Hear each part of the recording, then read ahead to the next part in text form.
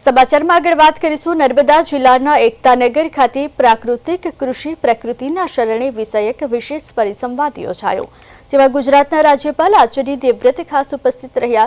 તેમણે ખેડૂતોને પ્રાકૃતિક ખેતી તરફ પ્રેરણા આપતા દેશો ગાયના ગોબર અને ગૌમૂત્ર આધારિત શૂન્ય બજેટ કૃષિ પદ્ધતિના ફાયદાઓ સમજાવ્યા। कार्यक्रम में धारासभ्य डॉक्टर दर्शना देशमुख, जिला पंचायत प्रमुख भीमसिंह तड़वी और कलेक्टर एस.के. मोदी सहित विविध अधिकारीओ, कृषि निष्णातो और प्रगतिशील खेडूतो हाजर रह्या।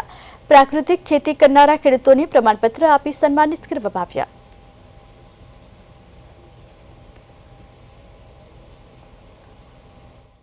2019 થી प्राकृतिक कृषि સાથે જોડાયેલો છું અને અમારી ખેતી પહેલાં કરતાં આજે પ્રાકૃતિક કૃષિ કરીએ છીએ એના લીધે અમારે ખોરાકમાં પણ ફેર પડ્યો છે અને જે જમીન હતી બંજર થયેલી એ હવે એકદમ સુધરી ગયેલી છે અને જે એ બધી પદ્ધતિ અમે પ્રાકૃતિક પદ્ધતિથી જ કરીએ છીએ।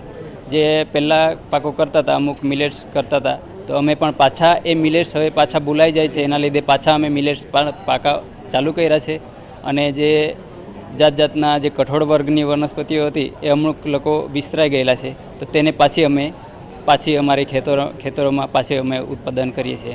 આજના 2019 થી પ્રાકૃતિક કૃષિ કરું છું અને એમાં મને સારામાં સારો બેનિફિટ થાય છે। જે પહેલાં હું રાસાયણિક ખેતી કરતો હતો એમાં ખર્ચો પણ બહુ બધો વધી જતો હતો, તો જ્યારે મેં 2019 થી પ્રાકૃતિક કૃષિની શરૂઆત કરી તો સુભાષ પાલેકરજીના માર્ગદર્શન હેઠળ અમે તાલીમ અમદાવાદ નિકોલમાં કરી, પછી ત્યાંથી અમે મારા 4 એકર ફાર્મમાં પ્રાકૃતિક કૃષિ કરું છું। તેમાં અમે મુખ્ય પાકો છે, શાકભાજી છે, પછી અનાજ, કઠોળ બધું અને મિશ્ર પાકમાં અમે ખેતી કરું છું।